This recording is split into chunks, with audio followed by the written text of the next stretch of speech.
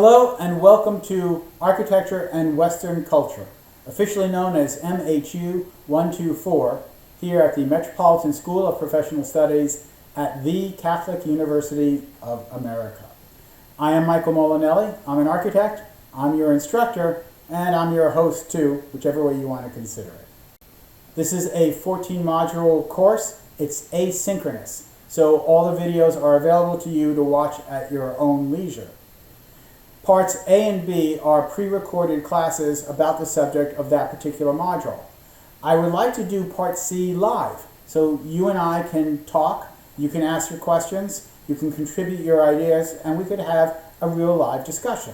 But because this is an asynchronous course, I cannot make that mandatory, and I understand why. So if you're able to attend the classes, which we have tentatively scheduled for Thursdays from 6:10 to 7:10 p.m., then that would be great and you would get extra credit points for doing that. If you cannot attend, you can always watch the recorded class on your own and hopefully you will get something out of that. There is a written syllabus. You can consult that online on Blackboard. There you will see the entire course laid out for you. You will see that there is required reading for each week and that I have written assignments where you are required to do 10 during the 14-week module. So it doesn't matter which 10 of the 14 you do, I leave that up to you to work around your schedule. The written assignment can be about a building you've seen, an article that you've read in print or online, or possibly even any other video source that you want. There's an architecture series that I do on YouTube called Architecture Codex. A lot of the buildings in that series might be appropriate to a particular module. So if you wanted to watch that video and comment on that, give your opinions, I'd be happy to hear that. You do not have to agree with me to get credit for your work. There is, of course, a midterm and a final, and there is also a semester-long project, which can either be a written paper or a 5-minute presentation that you would give to me and the rest of the class. Details are available, and this is the ideal thing to discuss at our weekly live classes if you are able to attend. There are also reading assignments every week. We draw from 2 books, The Story of Architecture by Jonathan Glancy. It's quite a popular book, and it's sort of structured the way I wanted the class to be structured, so it's an ideal book to make a part of the program. The other book that would be required is Architecture of the Body, Soul, and the Mind. Yes, I did write this book, but that's not the only reason I'm recommending it. It is a summation of how philosophies and theologies in Western culture did in fact influence the architecture. And I'll jump to the end of the book, so I'll ruin it for you. But the conclusion shows that Greco-Roman architecture looked at nature and developed an architecture that's sort of based on the body. And Gothic architecture looked towards spiritual and consequently developed an architecture that was geared towards the soul.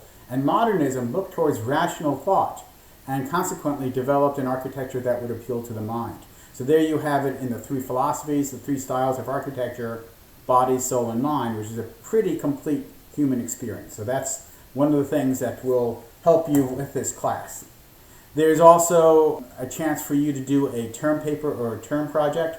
That too we'll get into as we get into the class a little more. And probably we'll spend more of our live sessions discussing that. I really want you to sort of relax and learn. I know you have a certain amount of credits you have to get your degree, and I applaud you for doing the hard work it takes to get a degree, particularly if you're working full-time or dealing with a family. Those are all noble endeavors, but educating yourself as well is part of that. But I would like you to sort of relax and learn. I think this is a good opportunity for you to feed your brain with all sorts of amazing things. Architecture is inclusive of everything. It's art, it's history, it's technology, it's human physiology, it's human psychology, which is why I like it so much as a profession. And I'm trying to bring these things together. So in the coursework, as we go through each module, you will be seeing information. I am not that concerned with you knowing the name of every architect I mentioned or when they lived or anything like that.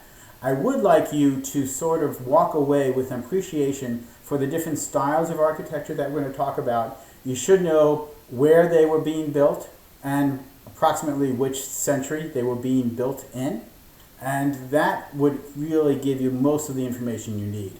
We will also discuss how they were built and why they were built. And of course, the philosophies behind them, what made one style different from the other. So that's really the learning objective of this particular class.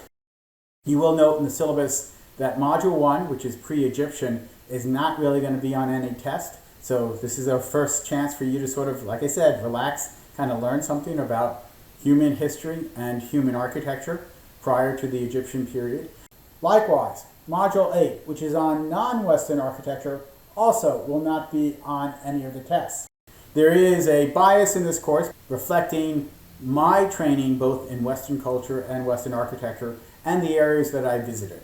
There is a lot to be said for architecture in Asia, in Africa, and the Americas, but that's not the focus of this course. Still, we're going to dedicate a week to looking at that just to sort of whet your appetite. So if you want to follow up with another course or some reading on your own, you can do that, and hopefully we'll plant the seeds for that. I myself want to do a lot more visiting to Africa and to Asia and to South America and begin to see some of the buildings that I've only read about. And maybe after I do that, I will feel prepared enough to come and teach such a course.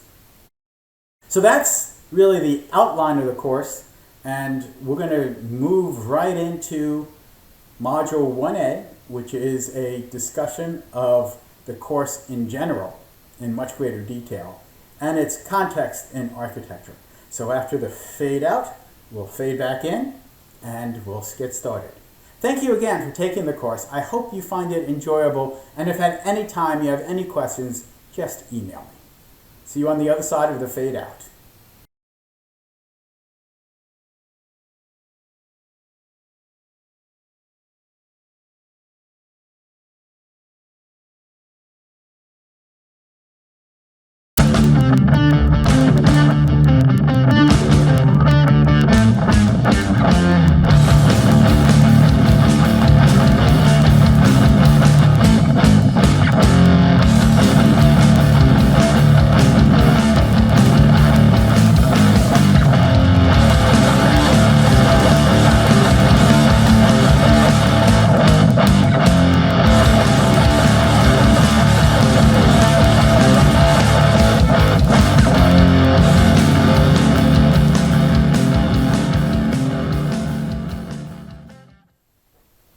Hello and welcome to Architecture and Western Culture. I'm Michael Molinelli. I'm your lecturer, your host, whatever. So welcome to the series. This first episode will be about the course in general and about architecture and the practice of architecture and the nature of architects. So like an architect, I hope it gives you a good foundation to build upon as we add all the other videos. So one of the ground rules of the entire approach of this class might have to be about what we can cover in the time we're allotted. I will need to generalize quite a bit about entire civilizations or the entire work of a particular person into a few words. And I'm doing this in such a way that I am not consciously contradicting history or misrepresenting history. But it is reasonable to say that there might be more detail to the kinds of things that I present in front of you. History is so much more complex and subject to interpretation. So I'm asking for a little bit of leeway in my ability to kind of bring up what I believe are pertinent facts to any given point I'm making and summarize things in a way that makes sense without getting into all the exceptions. For example, at one point I may say that Indo-European culture was polytheist. Well, that is probably true of nearly all the Indo-European pre-Roman cultures, but it is possible that you will find an exception to that. Still, the overall trend of them to be polytheists is something that's an important feature, and I can't really proceed if I have to list all the exceptions or all the nuances of every little bit of history. Likewise, if I had to footnote everything I'm saying, then it could really slow the class down. Let me present it to you this way. I, again, am saying that I am not knowingly contradicting history. I may flub and make a mistake, during the course of a discussion. If I do so, I apologize. I will correct things when I can. And I am certainly open to the idea that maybe there is more nuance to something I'm saying, and that is why we have the opportunity for discussion. Still, collectively, I'm hoping to move you into an area of knowledge that will expand your ability to see things and maybe bring your own talents into the discussion.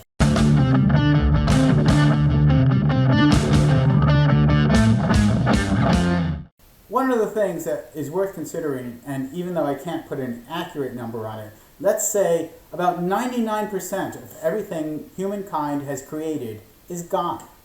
We've built buildings, we've made tools, we developed clothing, and yet most of it is gone, as are many of the people who came before us. It is the nature of our earth. It consumes everything. So when we study architecture, we're looking at that which has survived in one form or another.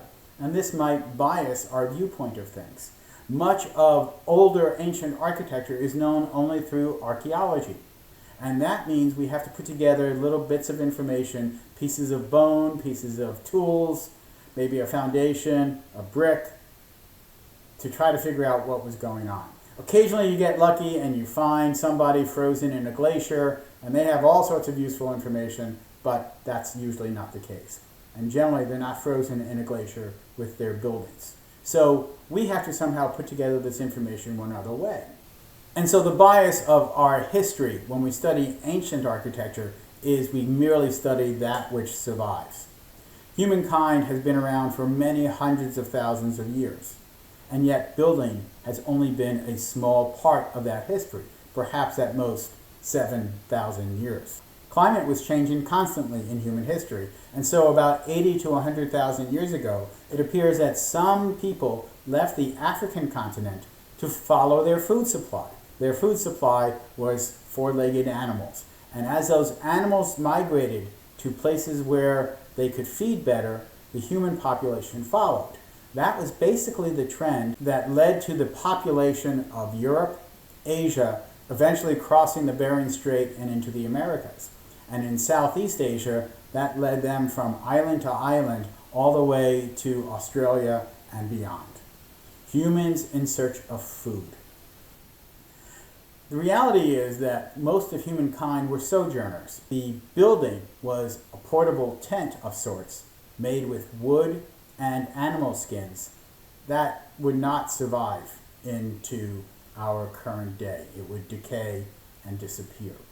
So we're not going to be able to really put together what we think were the original buildings as they were dismantled and taken place to place. There were also times where people went into caves. In other words, they found places to live. So that might not be considered architecture, but it really is, in a broader sense, creating a domicile, creating a place to live, and that falls within our category. So we'll take a brief look at that as well.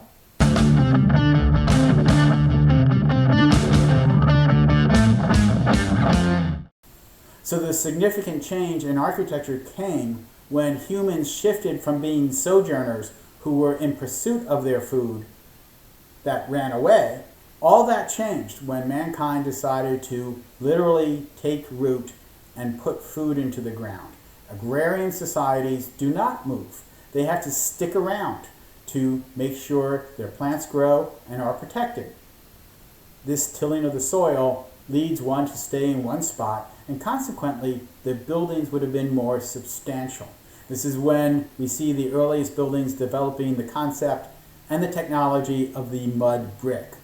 Mud, earth, condensed and then dried. Sometimes with straw, sometimes without straw. There's a little bit of history on that in the Bible.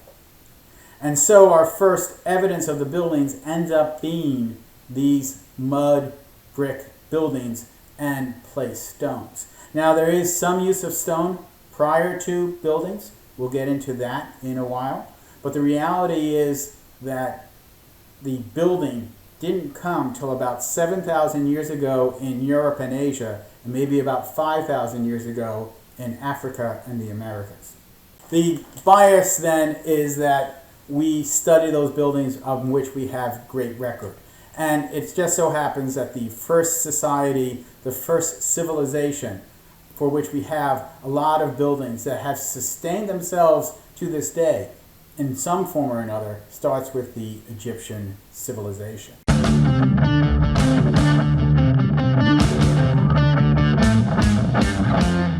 And so we will study pre-Egyptian civilization. We will go into the Egyptian civilization. From there we move on to Greco-Roman architecture. After the fall of the Roman Empire, at least in the West, we'll study Byzantine Empire and its architecture, as well as the Romanesque movement, which continued in the West. We eventually get into the Gothic style.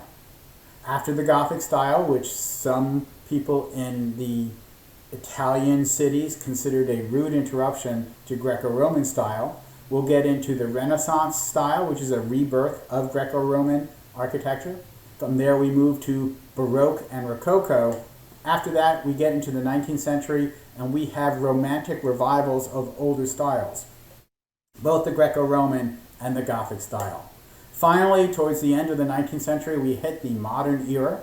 Modern architecture is well over 100 years old, and it brings us into the 20th century.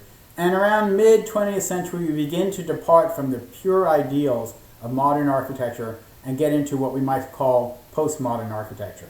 To the point where we are today, where in one sense, there is no definitive style that delineates our culture and anything goes.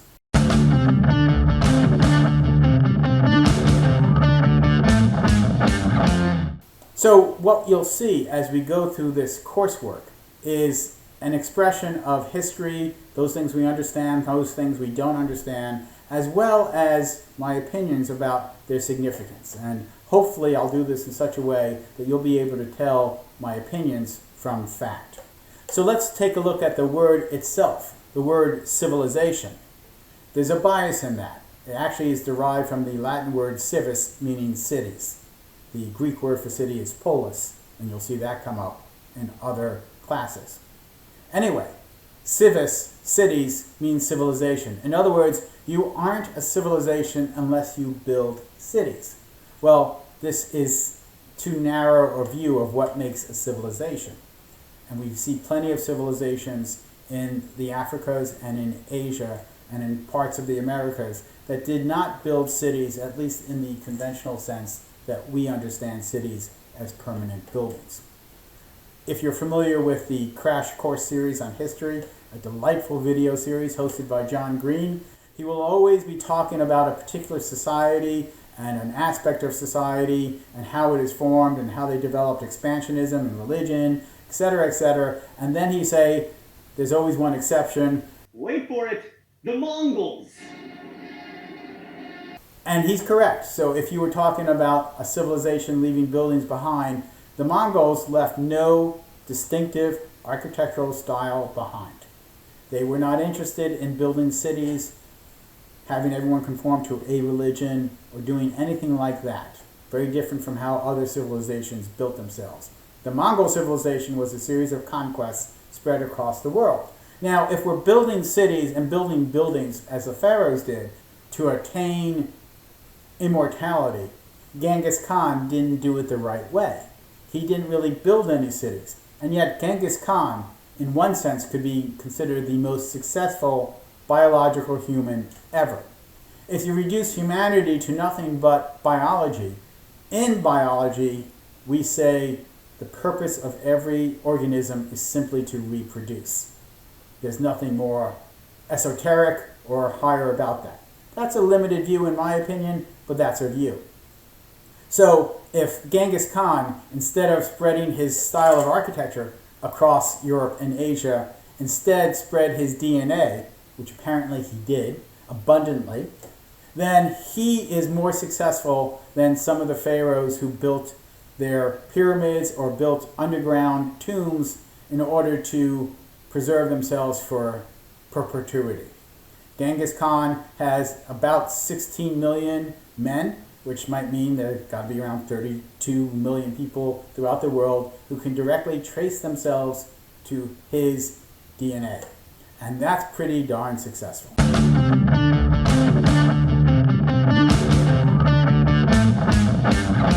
But since most people are not as prolific as Genghis Khan, we seek immortality in other ways. I believe the whole human spirit is about trying to find the reason we live, what is the purpose, and we also want our existence to be worth something. We want to be loved, we want to be remembered.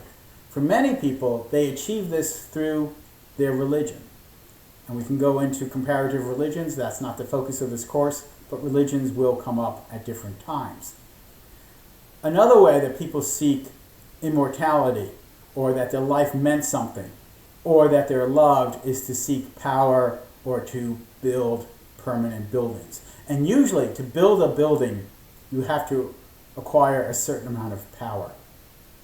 And so then, the history of architecture is a reflection of the history of humanity. And as we look at the different styles of architecture, we're going to take a look at different aspects. The classic W questions of who built it, what did they build, where did they build it, when did they build it, and it's not a W, we'll get into how they built it. But this isn't a course on technology, and there are a lot of other classes and specials on TV you can find that will tell you how things are built. We'll get into that technology and how it affected style, but it isn't the focus of everything we're talking about. There is one more W question that we will delve into, and that's the why.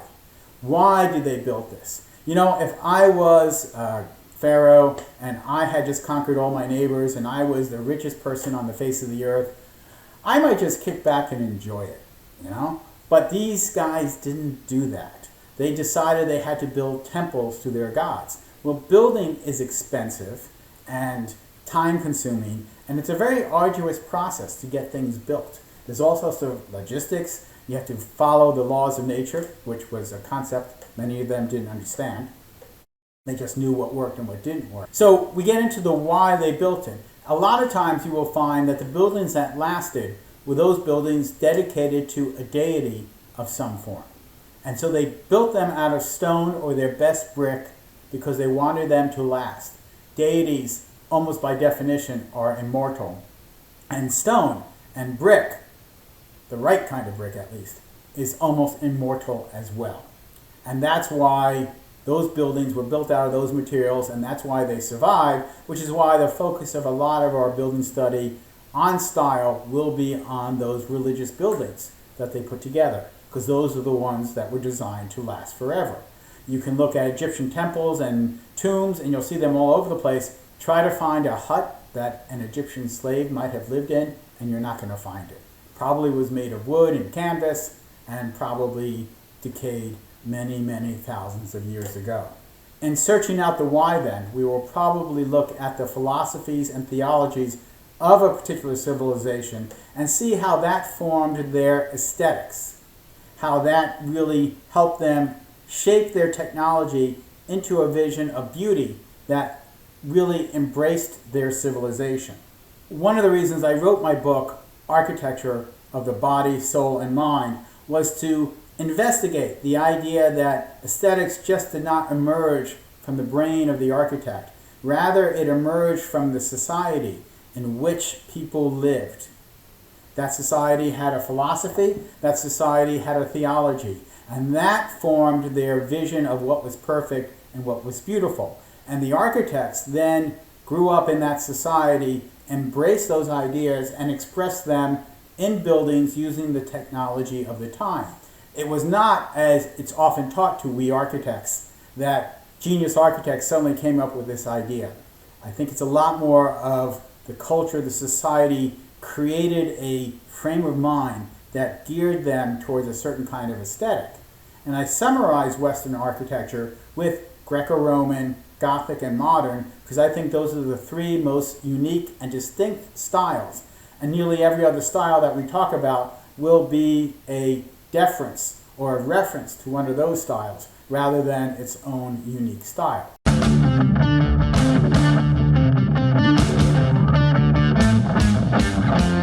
So maybe now would be a good time to talk about architecture in general. What is the purpose of architecture and what is the mission of architects?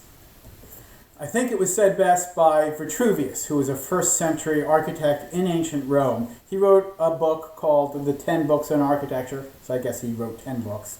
This is not the original, but this book survives, more so than his buildings.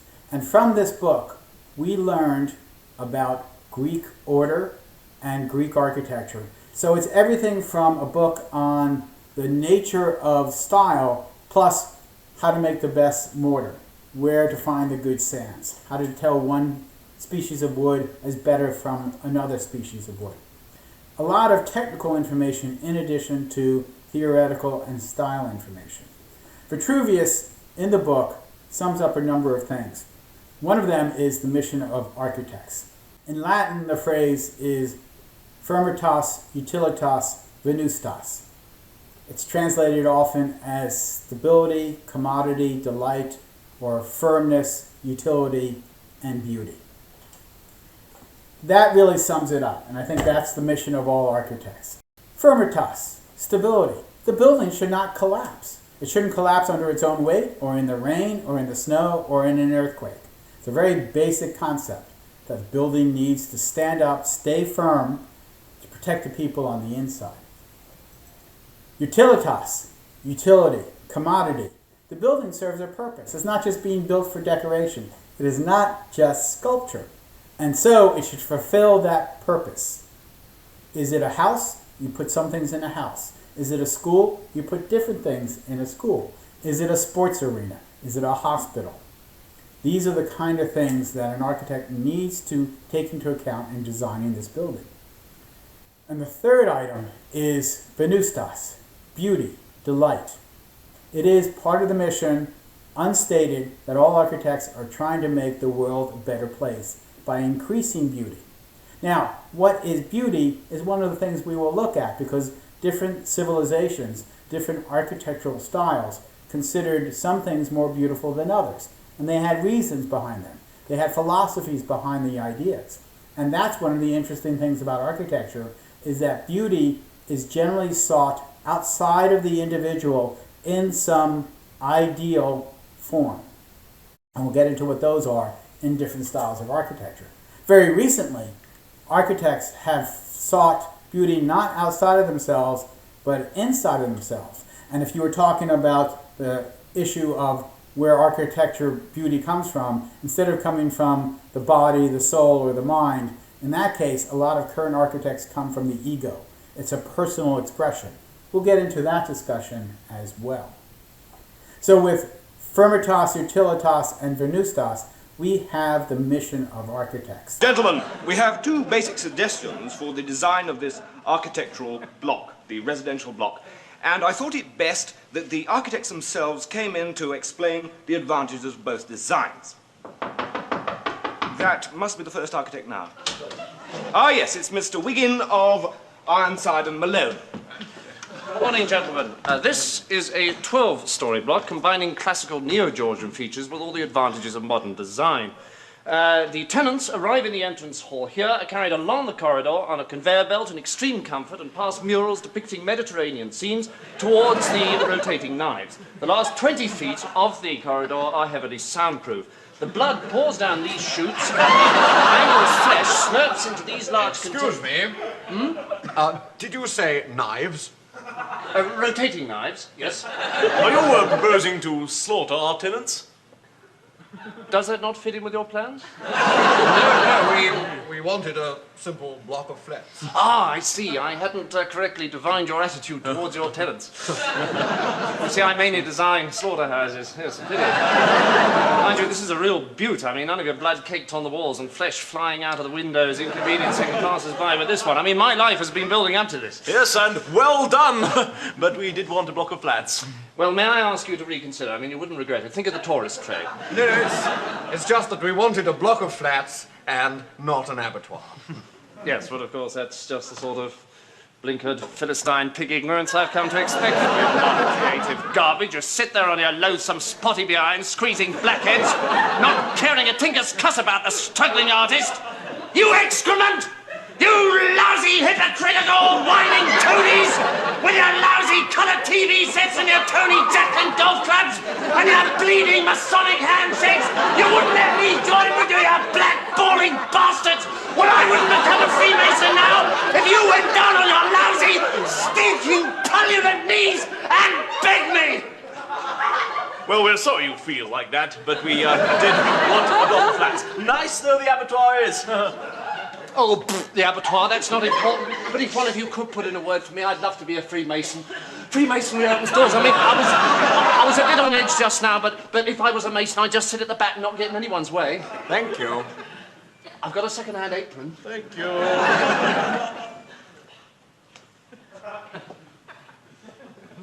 I nearly got in at Hendon. Thank you. I'm sorry about that, gentlemen. The second architect is Mr. Levy of Wemyss and Dibble. Good morning, gentlemen. This is a scale model of the block. There are 28 stories with 280 modern apartments. There are 3 main lifts and 2 service lifts. Access would be from Dibbingley Road. The structure is built on a central pillar system with cantilevered floors in pre-stressed steel and concrete. The dividing walls on each floor section are fixed with recessed magnesium flange group. By avoiding wood and timber derivatives and all other inflammables, we've almost totally removed the risk of... Quite frankly, I think the central pillar system may need strengthening a bit. Isn't that going to put the cost up? It might. Well, I don't know whether I'd worry about strengthening that much. After all, they're not meant to be luxury flats. No, I quite agree. I mean, provided the tenants are of light build and relatively sedentary, and given a spot of good weather, I think we're onto a winner here. Yes. Oh, thank you. Quite agree, quite agree. Thank you very much. Thank you. It opens doors, I'm telling you. Back to Vitruvius for a moment. Although he didn't necessarily write this so concisely in 10 books, he does devote his first chapter to the creation of the architect. As I mentioned, what I like about architecture is it brings in all sorts of aspects about humankind and humanity. Our technology, our beliefs, our art, all comes together in putting a building together, which is why architecture is not a lone person's art form. There are architects, but we are powerless if we don't have sponsorship from a patron. And we are powerless if we don't have craftspeople who can bring our visions to life. Very few architects or master builders ever built everything, particularly on the larger buildings. And the word architect itself means master builder, comes from the Greek. Master builders then were not elite people who sat in a room and drew pictures and handed them out to people and said, hey, you build this, I don't know how it works, but you make it happen. Master builders for the first 6,000 years of human history were craftspeople who also designed. The separation between architect and contractor did not exist. They were one person, one profession. That changed in relatively recent history, where architecture became the plaything of the rich elite. A lot of people became architects who never got their fingernails dirty. Like I said, that was a change from the original view. And yet still, architecture demands the same set of skills, a wide variety of skills, even though today's technology makes specialization particularly necessary in some form. Vitruvius addressed this quite adequately almost 2,000 years ago. The ideal architect should be a man of letters, a skillful draftsman, a mathematician, familiar with historical studies, a diligent student of philosophy, acquainted with music, not ignorant of medicine, learned in the responses of jurisconsults, familiar with astronomy and astronomical calculations. So I will state the very first and obvious thing is he said the architect should be a man. That was true in his time, it's not true in our time. But the point that he's really making is that any human who wants to be an architect needs to have a broad knowledge of humanity, since nearly every aspect of humanity can come into the building process.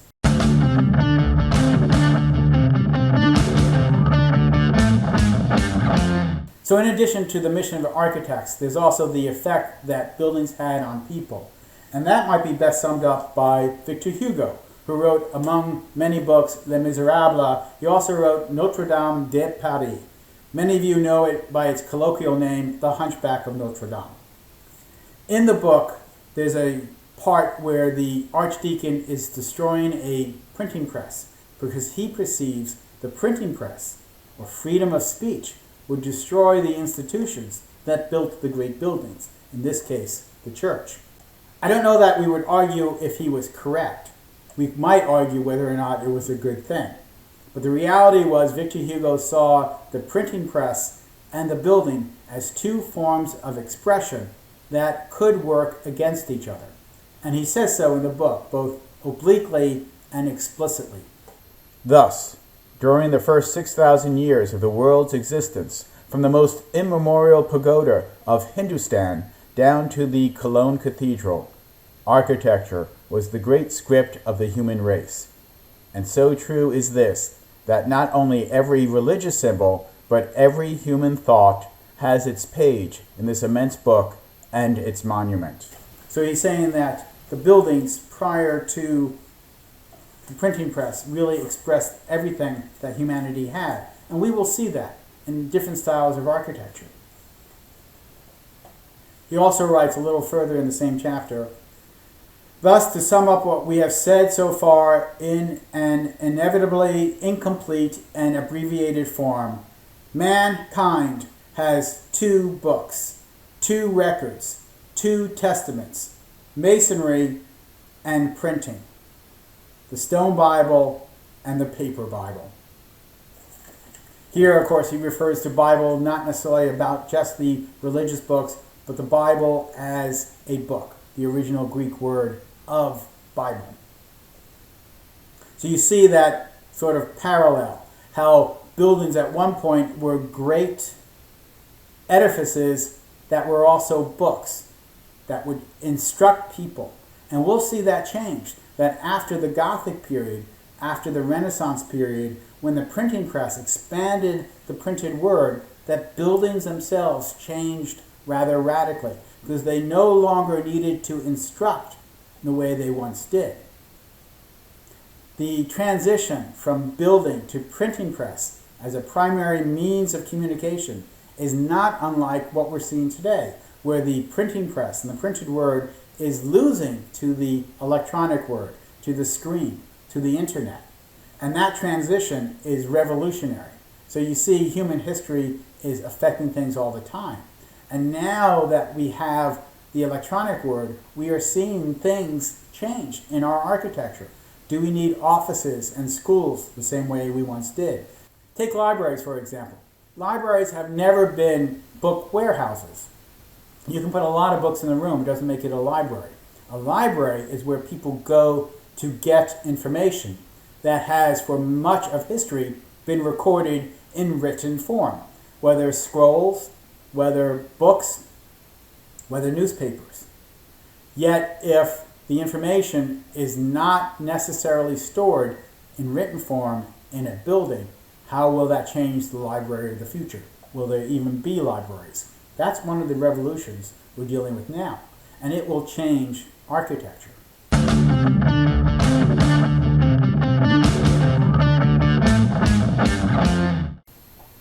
So now we're going to walk through each of the classes so you get an idea, a complete summary of all the modules and what each class will be about.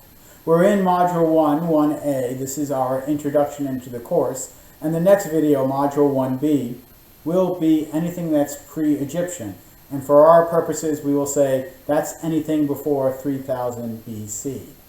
Module 2A will be on Egyptian architecture in general, and Module 2B will be about the Temple of Karnak in particular, as well as some other things to talk about regarding Egyptian architecture. Module 3 begins our Greco-Roman modules. We actually have two modules dedicated to Greco-Roman architecture because it deserves that kind of attention.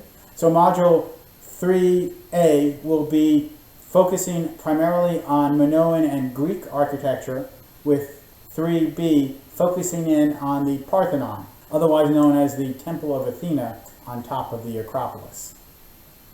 Module 4 will continue Greco-Roman Architecture Part 2. Module 4A will be on Roman architecture in general and some of the engineering they brought to the world of architecture. Module 4B will be on the Colosseum in particular. But don't worry, between the two videos we'll cover other Roman buildings like the Pantheon and the arches and the aqueducts. Module 5, we're going to look to Byzantine architecture. This is architecture as it continued on in the Roman Empire in the East when the Western Roman Empire fell. And that will lead us into some Islamic architecture. And we'll also reference what was going on in the West with Romanesque architecture. Module 5B then will focus in on Hagia Sophia. That's the great building in Istanbul. It's one of the few buildings that we will look at in focus that I have not visited. It is on my bucket list. I hope to get there someday. I got close once, but that's another story. Anyway, we'll look at Hagia Sophia, which some people pronounce Hagia Sophia, as you will see during the course of this video series that I will mispronounce or poorly pronounce different names, and I apologize in advance. But this is why I draw pictures instead of talking for a living. Module 6 will get into Gothic Part 1. Gothic 2 deserves at least 2 modules dedicated to it. We'll look at the transition from the Dark Age into the Gothic Age, the medieval period. There's a difference between Dark Age and medieval period, and we will discuss that. But we'll look at that transition, and then we'll focus in on the island monastery of Mont Saint-Michel that's off the Norman coast. Module 7 is a continuation of Gothic, Part 2. Again, we will look at the development of high Gothic buildings, and our focus will be the cathedral at Amiens in Module 7B. Module 8, we're going to take a break from the normal curriculum, and we're going to look at non-Western architecture. There's plenty of architecture that's done in Asia, Africa, and the Americas that we're not going to look at as it is not part of that continuum that is Western culture. But we will take a look at it for 1 week, and hopefully that'll whet your appetite, and maybe you'll learn more about that on your own. And maybe someday I'll make trips to those places, and I'll feel educated enough to give a class regarding those styles of architecture. I have been to Chichen Itza in Mexico, and that will be the building of focus in Module 8B. Module 9, we get back onto the curriculum with our look at the Renaissance. Module 9A is the Renaissance in general, how it spurred a new way to look at classical architecture. And Module 9B will look at the building known as Villa Capra, or also Villa Rotunda, in particular done by Andrea Palladio, who is one of the world's first famous architects. Module 10 will look at Baroque and Rococo, that transition from the Renaissance into some more elite and decorative arts. Our focus in on 10B then will be the Tsar's Winter Palace in St. Petersburg, Russia. Module 11, we're going to look at the Romantic Revival period. This is a period primarily in the 19th century when they were reviving all the ancient forms of architecture in a romanticized way, in a way that was probably much nicer than they were originally. And they did this with Tudor and Gothic and Renaissance and Baroque architecture all over the place. We'll focus in on that, and Module 11B then will focus in specifically on Grand Central Terminal, that train station that doesn't look like a modern building, but looks like something else. Module 12, we'll take a look at Modernism, Part 1. Modern architecture also deserves 2 parts to it. We will focus in on the evolution of modern architecture, and then we'll look primarily at Villa Savoy in Module 12B, that building by Le Corbusier that sort of set the tone for what modernism would become in the next few decades. Module 13 is Modernism Part 2. As I said, modernism also deserves 2 modules. And the focus on Module 13B will be Falling Water by Frank Lloyd Wright. So for those of you who are looking forward to us covering that building, stick around with us and we'll get you there. Then our last module, Module 14, will focus on those things that are postmodern, that happened after the height of modern architecture. We will look at that in general in 14A. And 14B, our building of focus will be the Guggenheim in Bilbao by Frank Gehry. I still want to invite you to watch the rest of the series and discover the history of architecture, because it is the history of humanity. It is the book that tells us who we are, where we came from, and where we go. If you find the material a little dry or a little long-winded, I have produced a series of videos called Architecture Codex on the YouTube channel. They range from 5 minutes to 12 minutes, and they focus in on a particular building, but how that building fits into this giant continuum that we're talking about in terms of Western architecture. The overall goal of this course is to have you learn about architecture, of course, and how architecture has been a great expression of the human experience. The focus is on Western culture because, as noted before, that's my focus, that's my training, and that's where I have been. But the larger scope of humanity and architecture as we face new challenges is always an intriguing thing. And so I'm hoping you will learn a lot, but have fun doing that.